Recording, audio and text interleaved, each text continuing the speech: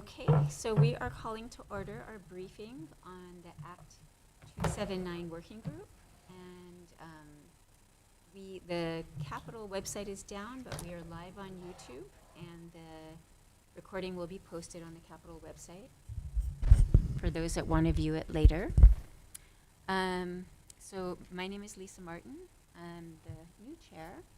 And I wanted to also introduce Representative Tarnas, who's with us here, and Representative Ward. Thank you for coming. Congratulations, new chair. Thank you. Do we have anybody online? Nope. Okay. Not yet. Should they appear, we will recognize them as well.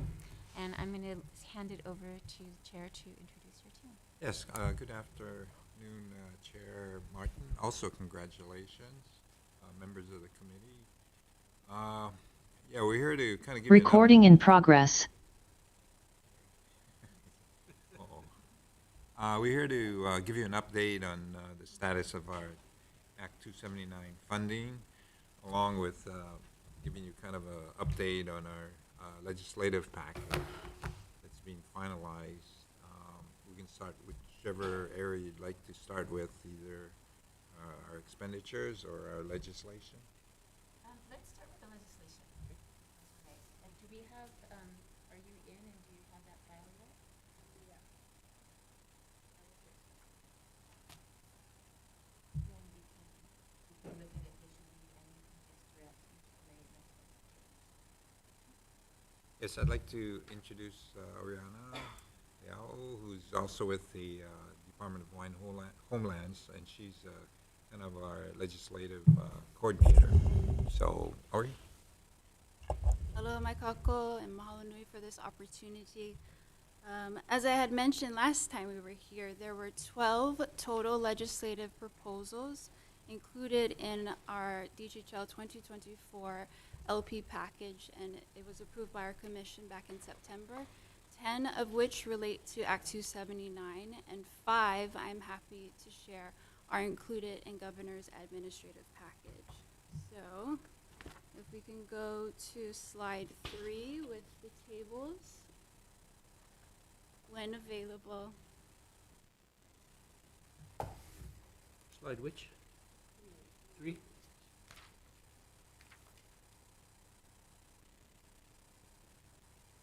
Okay,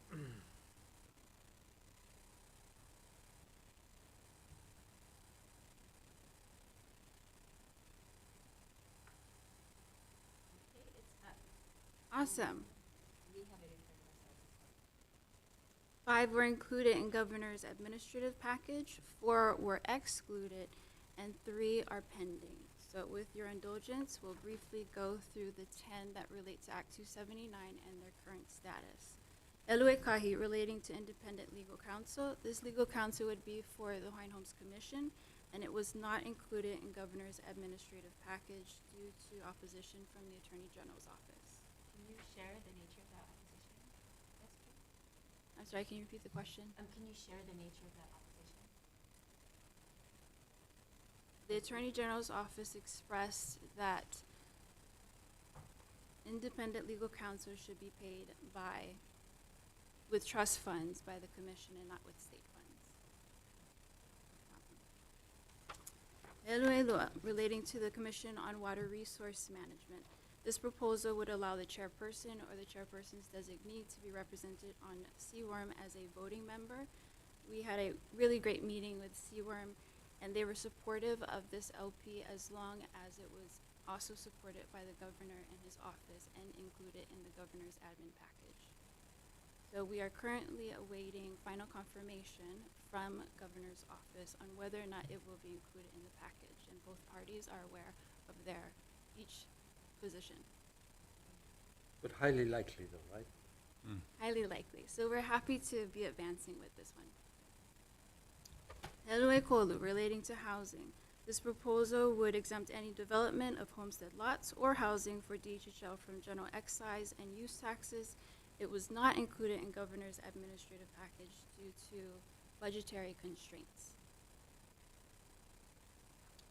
Helu Eha, relating to historic preservation reviews. This would allow the department to assume review of the effect of any proposed project on historic properties or burial sites for lands under its jurisdiction. Thankfully, this one was also included.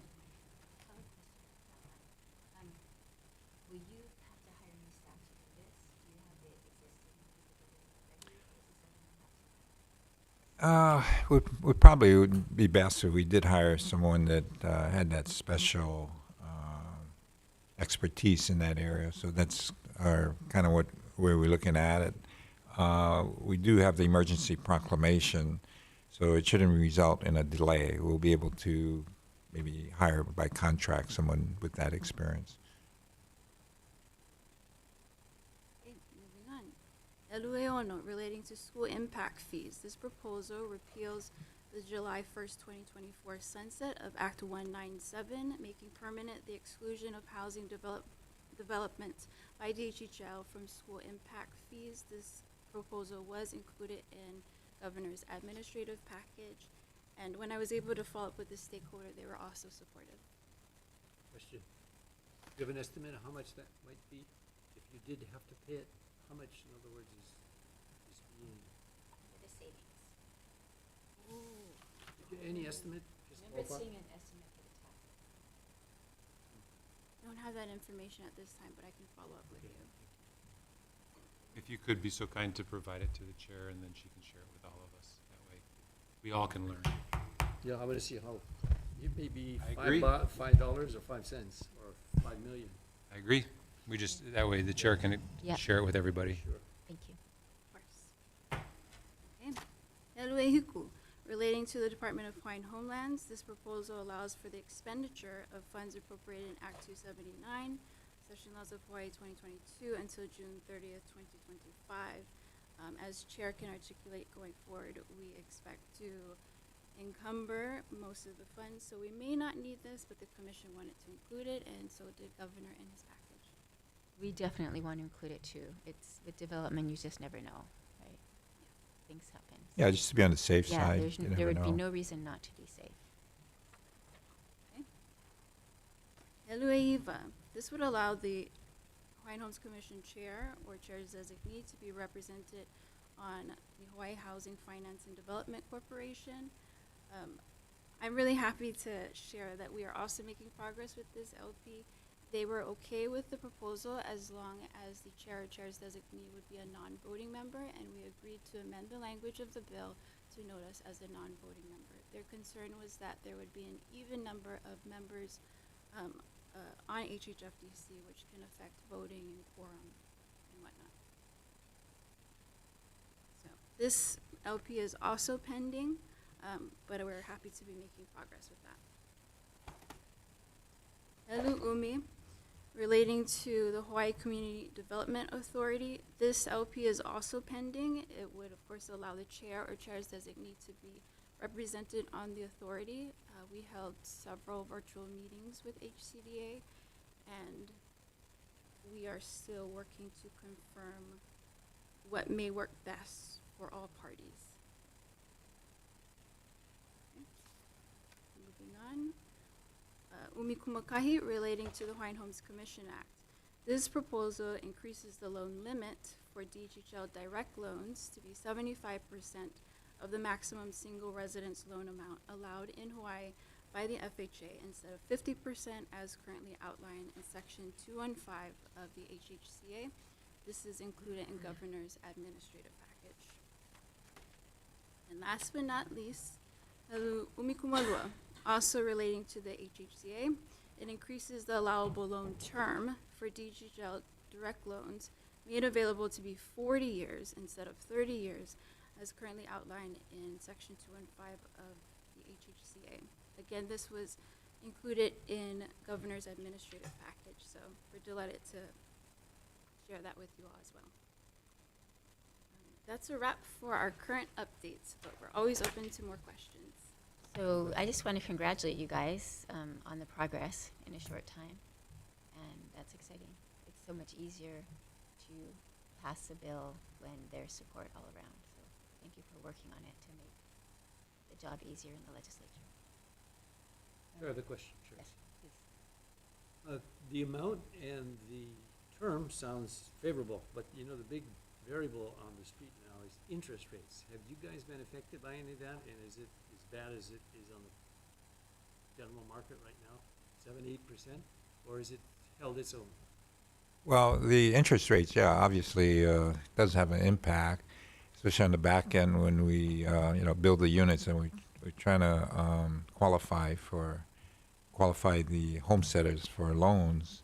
It also impacts the cost of construction because the developers, they have to borrow money.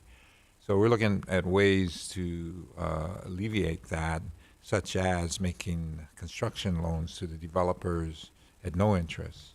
We can anticipate maybe about 18,000 per unit savings by us financing using this revolving account. So right now, I'm kind of disinclined to use the Act 279 monies. I'm looking for other funds to use it.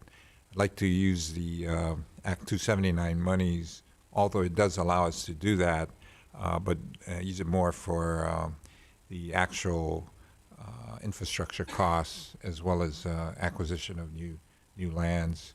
So it's really a choice, but definitely regarding the interest on loans as well as what's being charged, it does have a very adverse impact on our program. It almost doubles the monthly Yeah. payments in some instances, depending on the year. But you got 40 years, so that is strategic, getting a 40-year loan. That helps. Well, we're also going after other funding sources such as NAHASDA. The last couple of years, we've gotten $22.3 million for that program, which allows us to work with Habitat for Humanity, whereby we use those funds to provide the habitat loan at zero interest. And so that's in the large development projects, we're requiring a developer to set aside so many units and partner up with different affiliates throughout the state. As an example, our project in Kapolei, the Ka'uloka High project, we're going to do about 600 units, and about 30 of the units are being set aside by Gentry, who has been chosen as a developer for Habitat. And so in conjunction with that award, in discussing and talking with the different affiliates, that's been a challenge regarding the loan as well as operational costs. So, we're starting to be very, very active in working with Habitat because that's definitely a choice that's needed by the people on our waiting list to provide sweat equity, which gets the costs down also.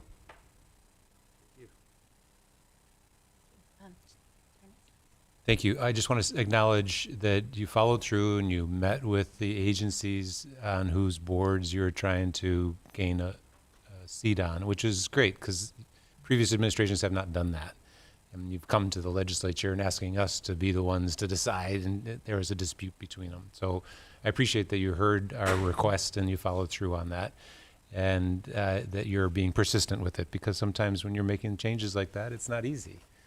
And sometimes you would have to be a non-voting member, but you could still be effective in getting DHHL's priorities there before the board. So I look forward to hearing what CWORM says and the governor says, but I just acknowledge that because it makes, as the chair said, it's much more feasible for us to move a bill out if we've got agreement between the state agencies. So thank you. Yeah, and I'd like to also acknowledge your advice, which we took it to heart, and we actually, like you said, followed through on it because, I don't want to be spinning wheels. So if that's something that's going to put a monkey wrench in the passage of the bills, and so we wanted to eliminate, which hopefully we have. I think we're just waiting on one last one. So Yeah, and it's good to know where the AG is on that one measure, and I'm curious on that particular measure. Are you still hoping that someone introduces it and you want to pursue it, even though the AG is opposed to it, or you haven't decided yet? I'm always, whatever legislation that helps the program move forward, no matter where it comes from, we're always supportive. Okay, yeah, I mean, I would think it would be difficult to move it out with the AG opposing it, but I was just curious if you had made any strategic I'll defer decisions. to the legislature. You guys got your own independent discretion, I Of think. course. AGs, they come and go. They have different opinions, and my experience with them, I don't necessarily take their opinions, especially if it's contrary to the programs moving forward. So, Thank you. Thank you very much for your efforts. All right. Any other questions? I have two questions and then a closing. It sounds like we're No, wrapping no, up. no. We're No, going to no, go to Stuart. We're just getting into the nitty gritty. Oh, I see. Okay, We did the legislative proposals first. Next, we're going I- to do the expenditures. So do you want to hold your questions till after we get the presentation? An update? Is it, they ready now? I hope so. If not, I'll be on standby, Is- whichever you chair chooses. We'll, Uh, we'll is leave Stuart the chair on? to- What's on? he hasn't called in, or okay, well, I can handle the presentation, Eric. Okay, thank you. But I did have two Yeah, questions. One is the Act 279 grand total ball scores. How many houses will be built with the 600 million? How many get off the wait list, and then average cost of the house?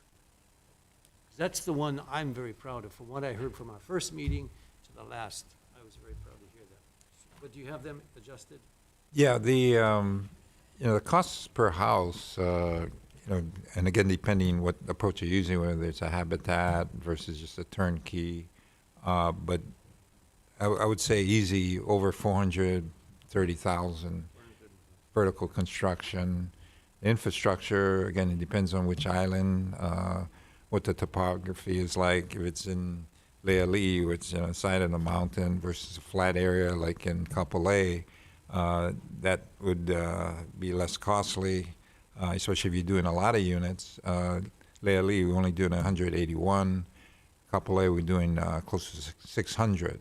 So the per unit costs for infrastructure can range anywhere from 200,000 up to over 300,000. So the So 430 is excluding, that excludes the infrastructure costs. Yeah, vertical is very, very expensive. Just like how you say, the interest rates have gone up, cost of materials. So we're trying to address that in various ways. We're trying to standardize the models so that the developers, while they build the kind of units we want, we will keep it simple. We'll keep it more cost effective, especially where we may require across the board that developers use a certain model, certain specs regarding sizing of windows. If we can order materials with national suppliers, and especially if the order is in the area of 2,000-3,000 units versus a couple hundred, that gets per unit costs down. And so standardizing not only the models but the specification really helps. how many square feet are we talking about for 430,000? Well, anywhere from 1,000 to close to 2,000 square feet. The larger ones are even over 2,000 square feet. So it's and if we're talking about a high rise, obviously it's a lot smaller because of the density. And then also even the size of the lots. Typically, the units are about 10,000 square feet. We're starting to kind of work in reducing the size of the lots to 7,500 all the way down to 5,000. We had one project, we're looking at 3,500 square feet. But by not only reducing the size, your infrastructure cost goes down, and then you may have driveways instead of rounded and costly straight into the garage. Maybe the side yard space may be smaller. So we're trying to on Oahu, the density is a little bit more required versus on the outer islands where we have more lands. Okay, how many people we get off the wait list? How many will you get off? Well, I'm targeting about 5,000 5,000. realistically. And I think we can do that. does that equate to 5,000 units, or is it less or more? Well, we're looking at roughly 5,000. 5,000 units. That's my target. And can we report that that's going to be achieved? Well, it depends. Like I said, there's different types of homesteads now. We're not just talking residential with a house on it. We're also doing subsistence ag lots where they have the option of putting a house on. That takes them off the wait list. So if you're talking about getting people off the wait list, there's a residential as well as ag, as well as pastoral. So we're going to take people off those wait lists too. We also have people that have already been awarded homestead undivided interest. Now, we're going to move forward on those lots, and you're asked, oh, are you taking them off the wait list? Technically, no, but we are going to help and put in infrastructure that will result in them building a house. So it's kind of unfair to say, okay, well, you didn't take them off the wait list. No, but we're building them a house so that they can move into a house. They just preliminarily were awarded a lease, but undivided, and they had nothing to choose from. Now we're building, putting in infrastructure, so that you now have a chance and choice to choose a lot. But technically, we're not taking them off the wait list. And we're going to do that as a matter of practice, especially in the large developments, which may take 3 to 4 years to build out totally. But we're not going to wait till it's finally built in 4 years later to award them a lease. So those up front, everybody will get a homestead lease, undivided homestead lease in some cases, where when the houses become finished or that particular portion of the development is moving forward, and the developer who has been chosen can specifically identify the different approaches within that development. Because if they're going to provide, say, a finished lot, it's going to be located in a specific location, which those that want to participate in that approach will get a lot that has the meets and bounds described, an amendment to his lease that shows the specific lot. So even though they may be awarded undivided homestead lease that doesn't have a parcel specifically identified, they will have a lease. So should the unfortunate thing happen where they pass away, they can still pass it on to their successor, which has been a real problem historically, where people die, their kids are only a quarter Hawaiian, and they get nothing, because the law requires you got to be at least half Hawaiian to get a lease. So the guy never had a lease, and his kid is only quarter Hawaiian. He's out. So we're changing that by making the undivided homestead awards up front. And that, I think, should have been done a long time ago, but we're going to do it. So while we'll have all these different projects, large projects going, like I said, some of them, the actual completion and kind of specific designation of what type of lot is being built may occur later, but at least they'll have an undivided homestead lease. They can waive and say, I want this lot. And once the developer has made decisions on which approaches he's using on specific lots. Does that answer your question? Yes.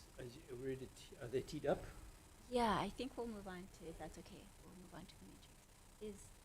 Did Stuart ever jump on? He was trying to get on. I guess he's had some technical difficulties. Okay, well, let me take a shot at doing his presentation. We do all have, I don't know if we all have, do you have the spreadsheet? We all have the spreadsheets in front of us. So if you refer to things, we can look at them. Yeah, if you look at the testimony submitted, the first 2 pages for item number E4 on the bottom that's labeled, it shows you the islands as well as some of the projects that were kind of added to the list of strategic projects that we're doing, as well as the status. For example, Lanai residence lots, where we're planning 75. These are lots that are going to make up the 45 that were originally, or in addition to. So we're going to encumber about $2 million to do the planning and design on that one. The Kaupea, we pretty much, that might be a little low, but we're finishing up the developer agreement. That's a parcel that's next to Kapolei High School. We're going to do 60 units, and that's the parcel we use Act 279 to acquire the land for a little over $8 million. And so the developer agreement, the 11.9, reflects money that we're anticipate encumbering to do the infrastructure. Now, remember, the infrastructure, we, the department, cover that. The vertical construction, typically the homesteader takes out a loan and pays for the vertical construction independent. So they get the land and infrastructure provided, but they still got the responsibility of taking care of the vertical construction.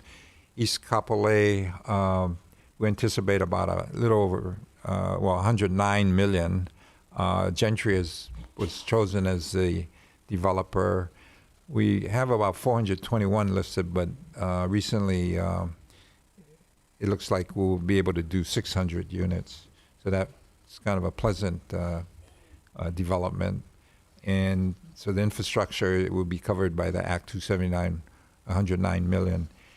Another one, using the flexibility allowed under the Act 279, we acquired some property in Waialua on this island, where there's tremendous shortage. And so on that one, we're looking to have the developer not only provide the land, but actually do the development. So we've entered into, or finishing up the developer agreement, and we anticipate encumbering about a little less than 20 million. And I believe that price also includes the cost of the land. Now, this other one, Eva Village, Pelina, well, I got a report that we decided not to proceed with that one, so that will actually free up some money for some other development. Part of that money was in acquiring the property were NAHASDA funds that's separate from the Act 279. So that's another thing that we're doing, is we're trying to use these alternative funding sources to perform what we got to do, which is get people off the wait list. And in acquisition of land, as well as loans, as well as infrastructure, we can use this federal NAHASDA funds. And as I mentioned, we got 22.3 million a year for the last 2 years. This third year, we anticipate getting another 22.3, total of 66 million. We got to show the feds we can spend the money, which has not been the case in the past. We're going to be doing it. We're using it all of these different projects, using it in the way ways I've previously mentioned. So that, anyway, the next Can one. I just clarify? I'm not sure if I understood it. So for the Eva Villages Pilina, you're still going to do the project, but No, we're instead not. of- Not at all. So No. it's not that you're switching to NAHASDA funds. That one's out. Yeah, that one, we were going to do some townhouses as homesteads. That was going to be our first dive into doing townhouses. The department has never provided homestead leases using townhouses. So we were going to do one, but when we looked at the cost per unit, it was way too high, and that was unacceptable. It was about $100 per square foot more than what we could get maybe using a Gentry model. So we said, hey, as a first project, I want to be able to make it a very affordable, and especially with, I think the ones that are going to most take advantage of it are the kupuna, because a lot of them, they'd be okay living in a townhouse rather than a 3-4 bedroom house with this large mortgage. So and the fact that a lot of people on our waiting list are kupuna. So I think we got to be very, and in fact, you folks have required us to look at the 2020 survey and kind of fall in line with the products we provide that represent what has been found on that survey. Now, there's not a large, but there is a percentage that do and are willing to live in a townhouse. So we're trying to address that. Most of our projects, like the Kauluokohai, the 600, are all single family. So that the majority is that, but we want to have the flexibility to respond to the people on our wait list. And one of it is to do townhouses that we can issue as either rentals or we can issue it as a homestead. The rentals approach, would probably use it for transitional housing, which would be for kupuna that don't necessarily want to even own a homestead. They are looking for a place. And that's where we're working with Lunalilo Homes. And we have a bunch of projects that we're working with them where they will manage, run it, provide programs for kupuna. But more importantly, have a situation where if a person off the wait list, and that's where all these people come from, is off the wait list, they have the option in this transitional kupuna housing scenario, where if they want to stay there and they want a managed unit, where if the toilet breaks, somebody will come and fix it, and they want a place where there's a lot of other kupuna as well as programs, then stay in that. And don't assert your option of moving into a permanent homestead with a large encumbrance or mortgage. But if you don't want to, and you want to take advantage of your next up, and you got the option to acquire a home in wherever, you can make that choice. So I think that one is kind of a new approach. So we're excited about that, because in addition to this transitional housing, we have people that are not necessarily kupuna, but they need counseling. So that's where in these transitional housing, we'll have multi-service centers where we'll have, Hawaii Community Assets or lending, can provide financial counseling, CNHA, which can provide employment opportunities, Catholic Charities regarding counseling, and little homes where, like I said, we have all these different programs. So it's an exciting time. We got a bunch of sites we've already identified. Our first project is in Maili, where we have a 80-unit parcel or unit parcel that the department owns that was built about 13 years ago by Stanford Carr. We're converting that, making the units a little bit bigger, and turning into 40 units, which would be rentals. It'll be transitional housing. And so people will have a place to not only get the counseling, but live in a safe and protected environment, but also have the services. Luna Lilo will be running it. We have a certified kitchen that they manage now, and they provide food as well as food distribution for the elderly. And then we'll have other Catholic Charities is in there. What do you call it? Hawaiian Community Assets is going in. The CNHA is going in. As I mentioned, so it's kind of like a multi-service center with transitional housing. And as I mentioned, if they kupuna want to stay in there, they can stay in there and just continue to rent. So that's our pilot project, and that one recently got funded by HHFDC. We're using some of our NAHAZA funds to pay for and do the improvements, and then HHFDC is providing the rental housing revolving funds that is making up the shortage, and then we're also providing rental vouchers from our NAHAZA program. So it's a great way to not only transition but provide temporary transitional housing for the people on our wait list. But that Maili project has nothing to do with Act 279. Nothing to do with Act 279, other than the back end where they move into the Act 279 projects. I have a follow-up question to the section. Well, go ahead. You said the townhouses are coming out more per square foot than they ought to. That seems counterintuitive, being that you have a townhouse. Generally, you get a less per square foot because you get double units, or how many? Yeah, units? I misspoke on that. Yeah, it is less per square foot. That's correct. But it wasn't meeting your expectation, Well, something like that. the cost of that particular townhouse, personally, I think it was over-designed. It was very expensive, had very significant, substantial cement foundations. And it was just very, very expensive. As I mentioned, the designs and the developer that we were negotiating with just a different level, so to speak. And so I didn't want to start our first townhouse project with overly expensive units for sale. So you will try again then? We will definitely try. There's a parcel A in Kaulukahai that is designed for rentals. We might even go up on that. But again, I'm kind of waiting to see how the Stanford Car, the Bolodrome goes, what the response is. Personally, I live in a condo. I think it's great. I think there'd be a lot of Hawaiians out there who would love to live in a condo. But it depends on the location, what kind of amenities you have, or ancillary services. And if it's a good location, we finished one in Mo'iliili as a private developer, 104 units, costs about $40 million, but we use LIHTC funding, and so it's up, it's running, and it's a good location. Those units are a little small, so we got to maybe improve on the approach that very little parking. But for some place like Kauluko High, which is next to a TOD station, that's a great location. So I think that one would work a lot better.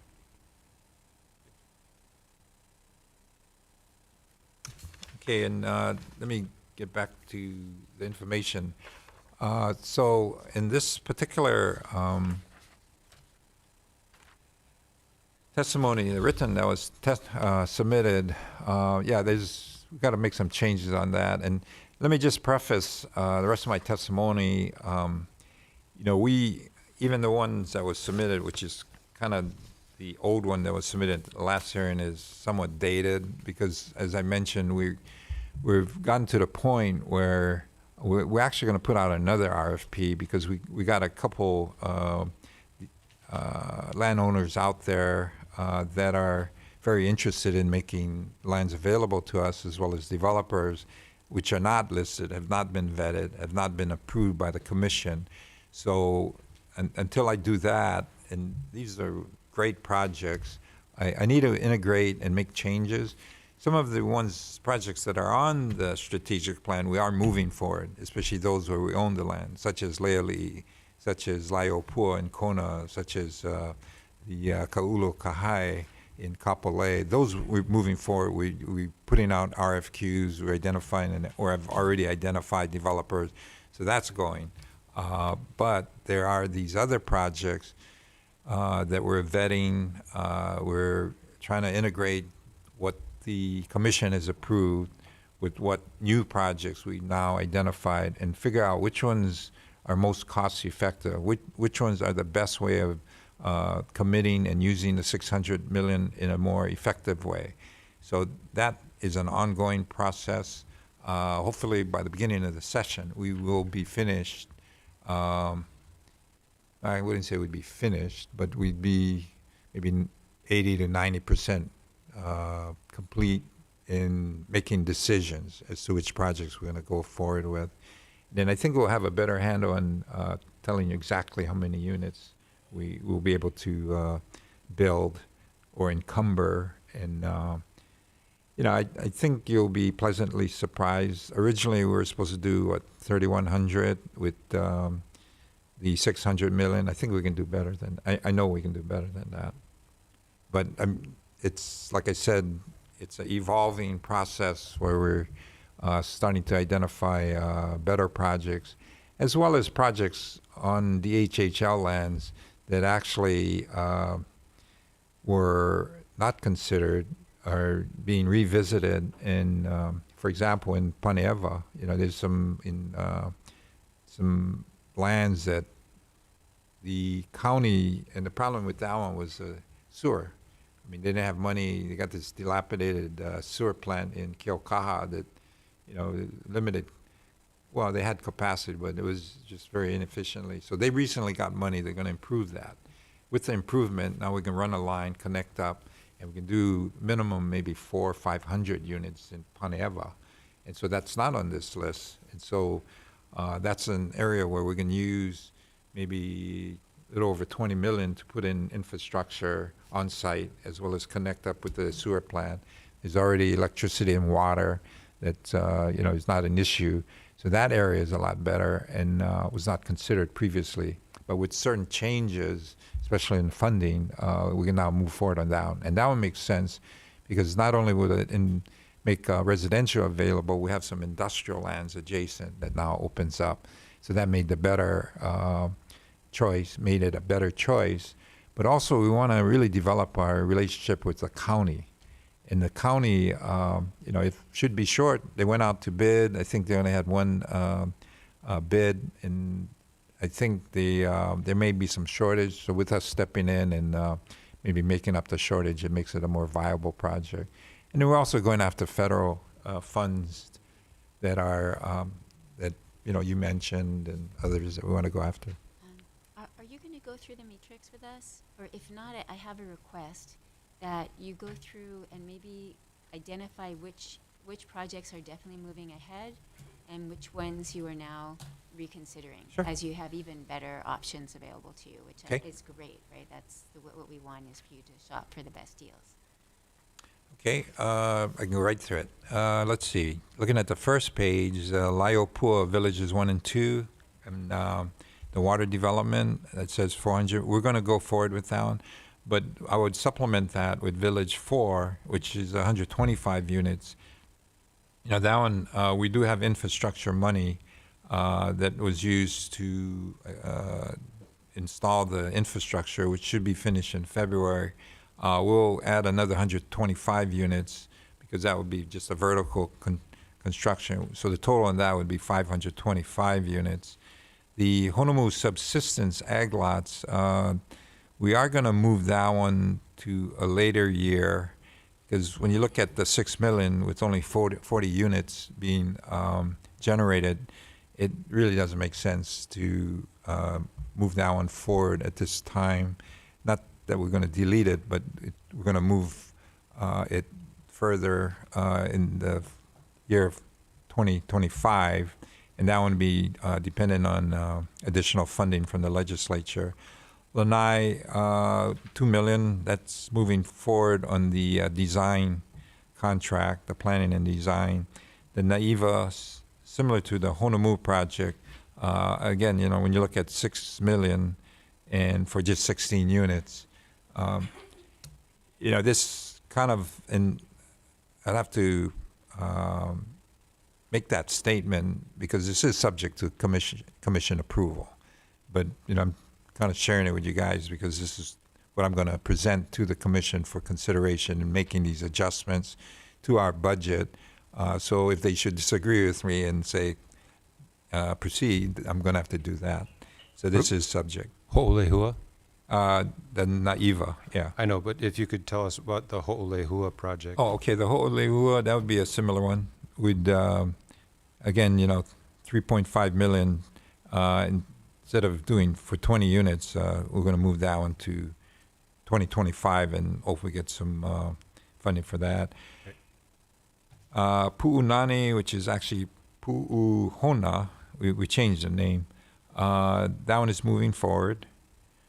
So is the water tank, that's moving forward. Leali, that's moving forward. Both the offsite as well as the subdivision. That one we're going to proceed with the whole thing, the whole 181 units, because there's tremendous demand over there.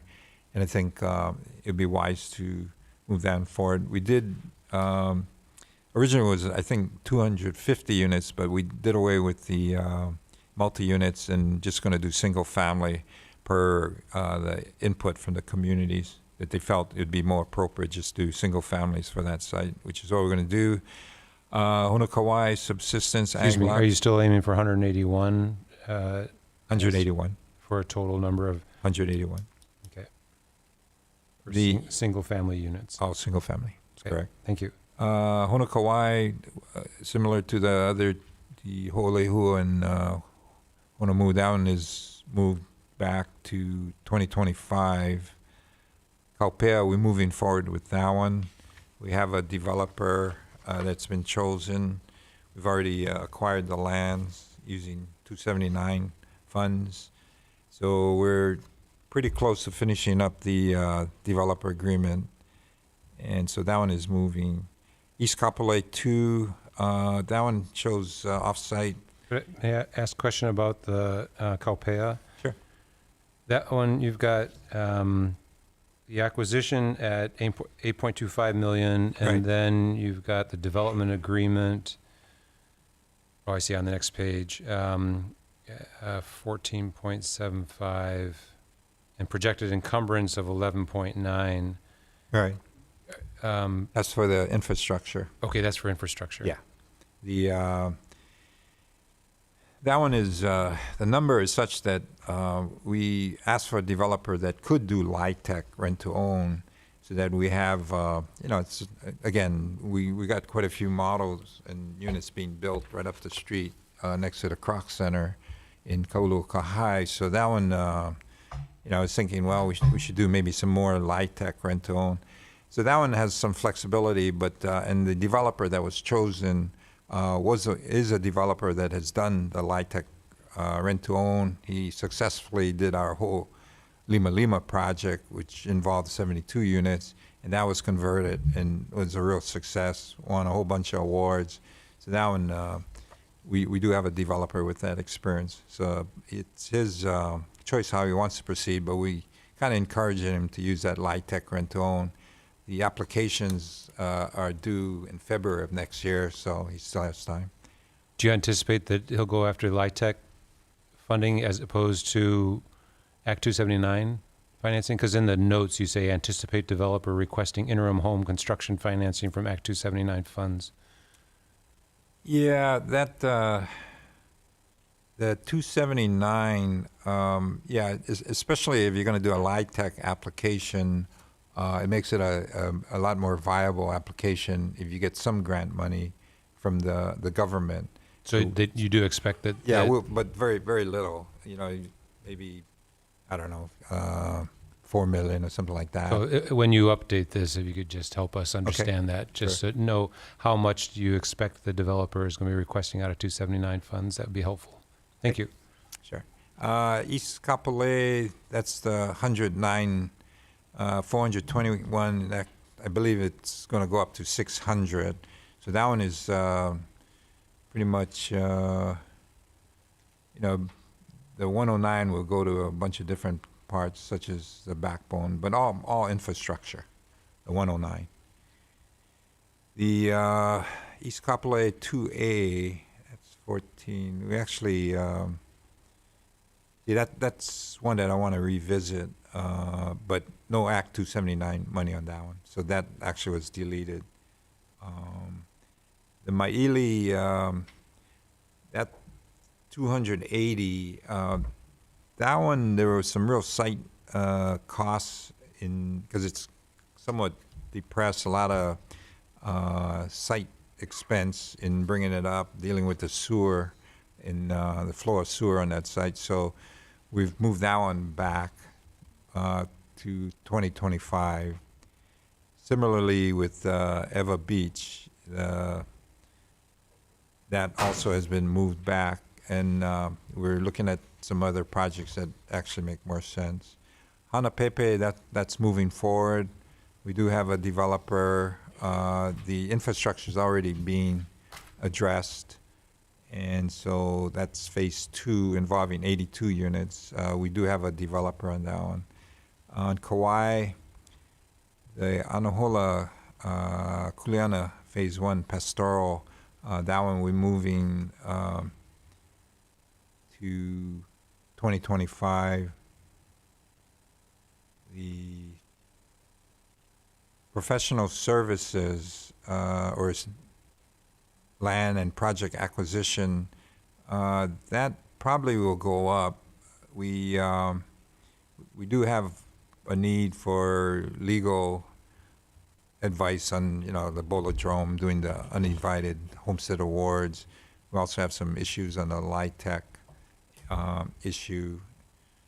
So that one, we're going to need some money for that. Also, we do have some need for some other services. See, that's one of the things that's not shown in here is the this kind of work that we're doing is very technical and requires people that know what they're doing. So I brought on some people with the expertise that's needed that is absent in the department. And so that's an ongoing situation, and I need, a bunch of people that can help facilitate the approaches that we're talking about, especially leveraging of funds, going after federal funds, and so that we're going to probably switch and increase the budget item to maybe $5 million. Let's see. The land project acquisition, that one is deleted. The Eva Village, that's the one I That told you. 35 million for Yeah. land project acquisition is no longer in your plan? Well, no, we actually need to make an adjustment because that if you look below, it shows other projects that have eaten up that 35 million. Mm. See what I'm saying? Rather than keeping it in just as a category, it's actually No, it's showing specific specific projects with the projects, use of that money. Okay. So Wailuku, that one's moving forward. Kaumana, that's moving forward. That one, we just bought the land. Okay. The Wai'ehu, that's moving forward. That's already encumbered. So in Wailua, that one is moving forward. So we can anticipate encumbering the 19 millions. Project contingencies.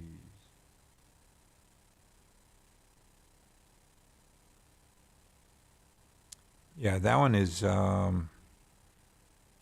again, would probably be incorporated when we clarify the projects regarding the contingencies. The one regarding project financing, that's one, the 100 million for construction funding, where we're trying to reduce the unit costs by providing non-interest construction loans to the developer. I'm actually taking that one out because I think we might have other funds in our trust that we can use for that kind of funding rather than using our Act 279 funds. So it kind of frees me up to go after more projects. Individual assistance. The 60 million,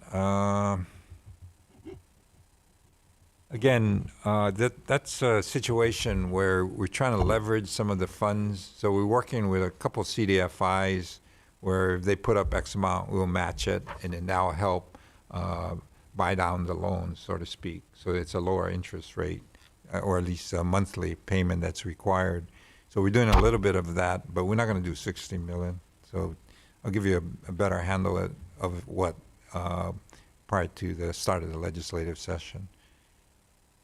And project management staffing, no, we don't have anything for that. Although we do have about 61 positions we're trying to fill, which includes personnel that I need to implement this Act 279 projects. So that will probably be coming in as part of our fiscal budget. And so that one we're working with D. Hurd in expediting the process. So some of our civil positions are going to be converted to contracts so we can hire people quicker without going through procurement. And that's the 5 million budgeted people from Yeah, here? the 5 million, Or the expanded to 5 million? something like that. Because we need people across the board, the loan, processing our loans. We're kind of updating our digital system. We use a Salesforce, but it's only part of our department uses it when we need to have it across the board, especially on the outer islands where district managers, they don't have access to all this information. And so we're actually working with developers that are also are going to start to use Salesforce so we can kind of work together. They focus in on the construction and availability of the different lots. On our side, we'll work with the lenders as well as the applicants. And all this information, when you're trying to provide loans and lots to 600 people, you go through a lot of different applications, and all that information with the limited staff I have requires that we not only make adjustments to our digital systems, but we also outsource a lot of this. And that's where the developers, as well as the CDFIs and banks. And so we're reaching out to the different banks and CDFIs, including developers. Even our websites, we're upgrading it to get the information out better so people can, when they hear about projects, they can go to our website. click on a particular project, and then there's a link to the particular developer that has more specifics. Rather than us being inundated with questions, we got to be more kind of in tune with the technology out there that's available. So anyway, we got a lot of stuff going on. Yeah, you do. So I'm glad that there's a lot of change because it means you're finding things, even better options. So that's great. But can you send me an update that then I will share with everyone? Sure. So that projects, maybe you can divide it into, delete projects that are no longer going Not to delete, happen. defer. So are I they don't like ones- to say have- delete. Have you already invested in them? Or are there projects that you have not yet spent any money on? Yeah, there's some projects we haven't spent any money, but they are all the projects on this list are projects. Not all of them, but most of them were the commission back in, I guess, November and approved in December a list of 20 projects, and some of those that I went over that it didn't make sense per unit to do 6 million for X amount of units. So we've deferred that. We're not killing it, So but all we're the deferred deferring it. ones, you already own the land? We own the land. Okay. So there's none there's no change of mind on land acquisition? Well, there is. Actually, there was one, the Joseco project, so- we so- decided to, Right, so Not do those it. you would want to delete? we'll delete. Yeah. Yeah. And then the other ones, if you could just tell us what is still Act 279? Sure. And what are on the back burner for DHHL to do one day, but maybe not with Act 279? Yeah, I'm going to have another column where it's deferred, and I'll actually give you numbers, because, the other thing about what we're doing is some of it is dependent upon whether we get alternate funding. We've created a team of groups, and we're actually working with a nonprofit that also specializes in funding and this kind of things. And if we're successful in getting some of this infrastructure costs subsidized by federal grants, that frees it up. So some of the projects that are on the back burner may move forward. So it's an ongoing process, and the next 2-3 years, there'll probably be a lot of changes. So I can give you this today, it might be totally flipped tomorrow, and so it's an ongoing process. We'll continue to inform you guys of the changes because that's what you folks want, and that's what you expect, and that's what we're going to do. Okay. So the session starts on the 17th, and if I remember correctly, I need to provide a report to the legislature 20 Okay. days before. So that would, just looking at the calendar, that takes us, so if you could give me that update Okay. before you break for Christmas? 24th? Yeah, so before you Okay. take off for Christmas, as a little Christmas gift to this committee, if you could provide an updated matrix, and we Sure. understand that there may be additional changes, and that's fine. Okay. But I just want to be able to provide the best data that we have. Understood. We'd be happy to And- do that. Yep. And then, we look forward to continuing to hear about your progress Okay. as it goes on, but, yeah. Members, are there any other questions or comments? Please. So just as we look to next session, there's going to be a lot of competition for funding, and we need to be in a strong position to justify any additional requests. So we need to be clear about how these funds that were already appropriated are encumbered. It's clear that since there's a lot of changes, it makes sense that we extend the lapse date just to be Yeah. on the safe side. Because clearly there's been changes just in the past, 6 Today. months, 3 months, 2 months, right? It's Today, we made a major change. Today you and- made some major changes. So we have to manage the expectations of your beneficiaries as well as the rest of our colleagues here in the legislature. And the finance committee will be looking at this and they're saying, well, how much money are they actually spending? It's a moving target. So the chair has said that it makes sense that you're picking the best deals, and that's good that you're being discerning. But we're also just trying to make sure we can Sure. provide that information to our members. So I appreciate That's you working on totally that. fair. Thank you. And the matrix that we have here, it says that you've already released Encumbered. The governor has released, Right, and we're in the process of encumbering. right, so the 368.75. So that's already 61% Right. of the It's quite a bit. 600 million. That has been released Yeah, and, by the governor. We still got to encumber. We're still finishing up certain developer agreements. Once those are consummated, then we actually encumber the funds. right, But we're free to encumber it because they've been released. okay. So yeah, it would be great to have the most recent number Sure. encumbered as well. Okay. That would be great to know. Yeah. Rep. Ward. Question regarding diversification of your products. Mhm. The Bolodrome, how is that being received? How many units is it, and are those leases Uh, being cut already? Those are, I believe, 276 units. Hopefully, they'll start beginning of next year to do construction. Why has They're it been so slow? You know, this has been in the making for 5 years, it seems.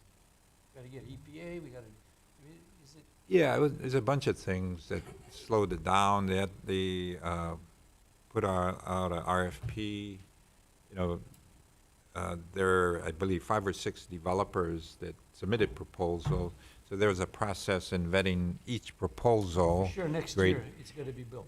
Oh, yeah. Well, they're going to start the Okay. construction. It takes more than a year to build.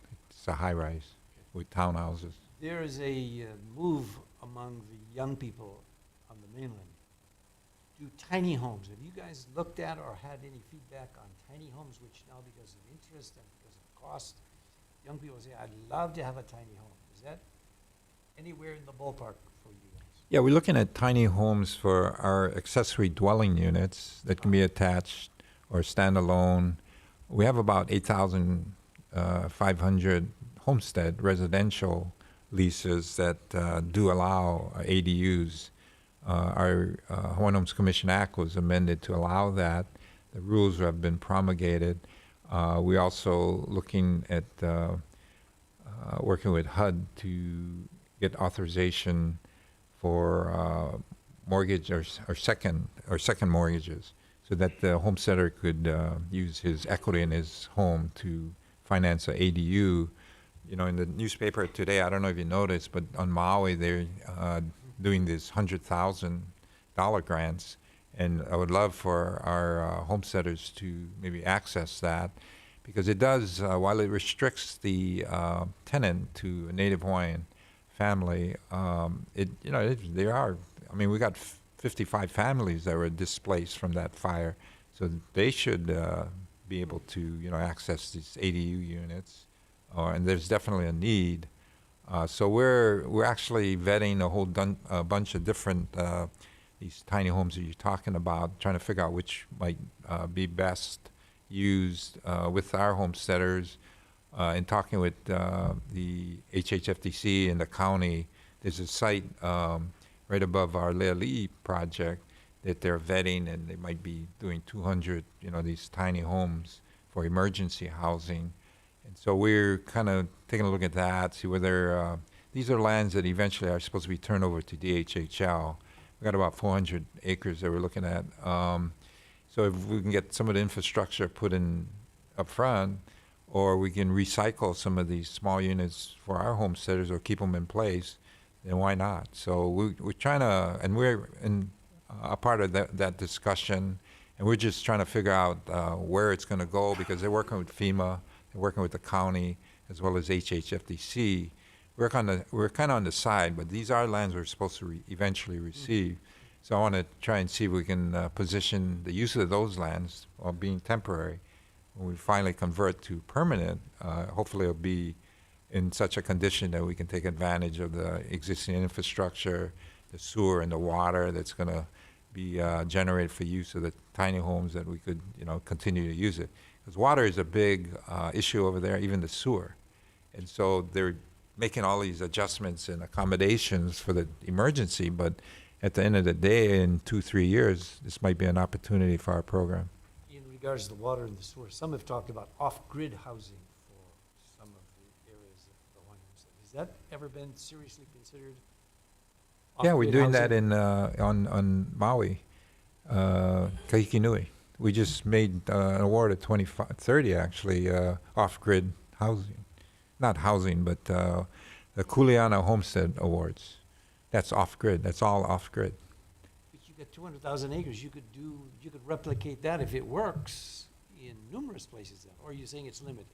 Well, off-grid is where there's no infrastructure. Down, we only put in the road.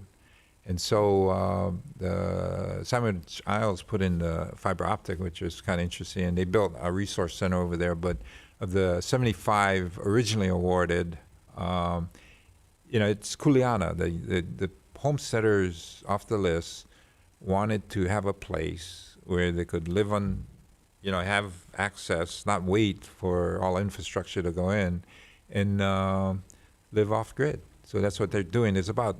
Unfortunately, only about 10 of them are actually built. And so that's an area where we're kind of looking at. And so this off-grid approach with all the technology, with, PV and, the sewer systems that, are self-contained, we're looking at trying to help. Unfortunately, not unfortunately, but the reality is because it's off-grid, they can't get funding. No banks would lend them money, and then also getting insurance is a problem. So those are two items we're trying to address. We're also trying to take advantage of some of the federal funds out there to deal with this off-grid situation so that they can, have their own energy. There's a windmill project right adjacent that isn't connected. So we're going to look at trying to connect that to provide electricity. And they have different ways of generating water. So there's a bunch of things. In the beginning concept of homesteading, it was all off-grid. I mean, from the wild prairies, et cetera. My last point before I comment is, has a watchdog committee helped you guys, hindered you? What, A watchdog process, committee? yeah. Oh, this committee? How No, I has love this committee. You guys are has it great. helped you guys You out? force us to do our homework and, be Okay. prepared to respond. That's great. I like it. I don't love it, but I'm Should we more continue than for on and on? No, they continue. It forces us, and not forces us, but it requires us to get all our thoughts together and kind of talk coherently, and so that helps. It's been a pleasure being on the committee. Yes, go ahead. Just curious, would there be, with the developments in Lalamilo and Pu'ukapu, with the UXO determination of no further action, and they've, apparently Corps of Engineers has sent that information to HUD in hopes of sort of breaking that logjam of financing. Or do you see any potential for use of Act 279 funds for either of those projects? Would that be appropriate? The Lalamilo, we're very excited that we're getting close to the end of dealing with the unexploded ordnances situation, and we're expecting some kind of green light from the Department of Health. And so, we'll probably, we're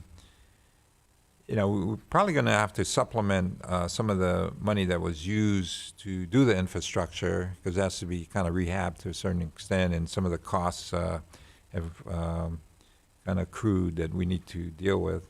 But the infrastructure, we'll probably use some 279 money for that, and then the vertical construction, that's on the homesteaders. That's on them, yeah. So I would just encourage you as you look. Hopefully, you'll get some action from the Department of Health soon and HUD, Right. and if they get the green light, then I think you may have to refurbish some of that infrastructure there Right. because it's been sitting Right. for a number of years. Yeah. And that might be an appropriate use of 279. We'd be very excited in Waimea for moving forward on that. Yeah, it's a beautiful area, yeah. So we're trying to get active over there also in the use of the other lands. Just like Kahikinui, I mean, that particular homesteading area was used for ranching for over 140 years. And prior to that, it was known for its sweet potatoes. And when you, part of, especially if we're going to start giving out loans, to build whatever, tiny homes or whatever, it comes with a certain mortgage you got to pay. So how do you generate money for yourself? So we're looking at, there's an area where we're going to maybe do some community pastures. And so they could, and then we're also looking on the Big Island. There's these large parcels that are just sitting there in our inventory, which I don't think is right. So we need to get that leased out, but leased out in a way that makes sense.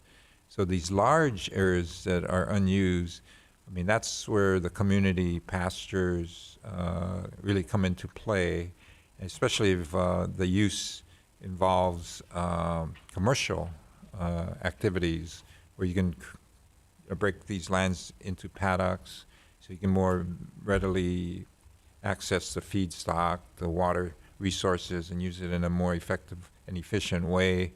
And especially if you can work with the homesteaders, if they create an entity that can, and they can, access significant federal funds.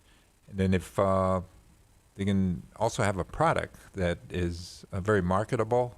So we've been talking to the Metaluca guys that I guess built a slaughterhouse or improved one, and we're actually working with the Department of Ag as well as our homesteaders and trying to explore actually doing commercial type ranching, whether it's in Kahikinui or elsewhere, whereby the homesteaders are empowered. They manage, they run, they go get their funding, they sell, they market, they do all kind of really good things that, from a business standpoint, can be very, very successful if done in the right way. But we as a department, we can't just be holding on to these lands. That's crazy. That doesn't make sense. But we also can look at some of the adjacent lands, like Kamehameha. They have a lot of adjacent lands that they're not using. So maybe we can get them active and working collectively with the private, the different trusts, as more importantly our homesteaders. We can create opportunities, economic opportunities that are just sitting there, not being taken advantage of. So it's an exciting time. It's something different for the department. We're also looking at not only kupuna housing, we're looking at commercial and industrial development. So I'm setting up a PIG this month where 3 of our commissioners are going to look at specific parcels. We're looking at developing and get those going. Because just like our other lands, our lands are unencumbered with all these different restrictions. Not to say we're going to ignore some of the cultural issues that are very apparent, but I think we need to start to get very active in doing some economic development, whether it's a raceway park or industrial park or more commercial centers or multi-service centers. Just get it active. And so we have quite a few sites we're looking at doing that. And we're going to have the commissioners look at it. We're looking at our statutory authority, which allows us to do these kind of things, whether it's Section 220.5 or 204 or, the Chapter 171, the nonprofit section. There's all kind of different statutory authority that allows us and required to me that the trust move forward. Not just build houses. It's, you need a job. You need a opportunity, a business opportunity, whether it's raising cattle or selling aloha shirts or whatever. So it's a exciting time, but it really also entails us working with the different people that specialize in stuff. Whether it's economic development. I don't know how to build a raceway park, but there's guys out there that do. And we do have sites that would be conducive to building a raceway park, even a prison. And some people might freak out if I talk about a prison or a disposal site. If it's done right. I don't think that's the DHHL these people are hoping for. Okay. Probably not, though. Kali, that's inspiring what you're saying. That was the original Prince Kohio vision, self-sufficient Hawaiians on their own land. So this economic development is a little bit 100 years later, but I'm glad you've got it in your... No, we're gonna do that. I don't want to the just build beginning. houses. We're gonna change the program. That's the other side of the program, economic development. It's never really been done to any major extent, and we got to do that. And so it's just a different mindset. Me coming from the development sector, I can appreciate it, and I want to see it happening. And, we're building a hotel in Chinatown, my other hat, but, we hope to reinvigorate downtown Chinatown. And how do you do that? Put up a nice hotel with a nice restaurant, a pool, and, the surrounding area obviously going to benefit, especially the local vendors, the smaller restaurants. So why can't we do that? We did it in Nanakuli. We got our Nanakuli Village Center. We did a housing project. We got the Cultural Learning Center. We got the renal clinic and the medical clinics. We got the commercial center, the kiosk area. So we can do it. We've done it, and not just in Nanakuli. Recently, that had the Ho'omaka dedication, where a CDF, not a CDFY, but Community Development Corp, made up of a multitude of the homestead associations out there, they built a commercial center. So if you have a Chick-fil-A, a Hele gas station with a CVS Longs, and it's theirs. The money generated goes to their programs. So it's the homesteaders that have taken the initiative to develop their community in a way that brings jobs, brings services. And so I'm very proud to, and encourage that the homesteaders are starting to get active. You got the Mike Hodgsons in the Waimea area he's cranking out some really nice stuff. And we've helped him. We've provided some infrastructure, but he's leveraged that to get additional infrastructure money. So there's a lot of things that can be done, but I think part of it is educating our homestead communities. So that's why we're working with the Shaw. They're going to have a convention. We're going to do a presentation. This coming commission meeting, I'm having a PowerPoint presentation done showing all the different community initiatives that were done to date. And not only to educate our commissioners, but to show it off to the rest of the homestead, the 40-something homesteads we have out there. So they need to get active, and I'm sure they want to. How do they do it? Well, here's some models or examples you can follow. Sounds like you enjoy your job. Well, it keeps my brain working, that's for sure. All right, did you have anything to add to your report? Thank you. Any more questions? No? Okay, then I think our business is finished. Thank you very much. Okay, thank you. Thank you for the time. Thanks, guys.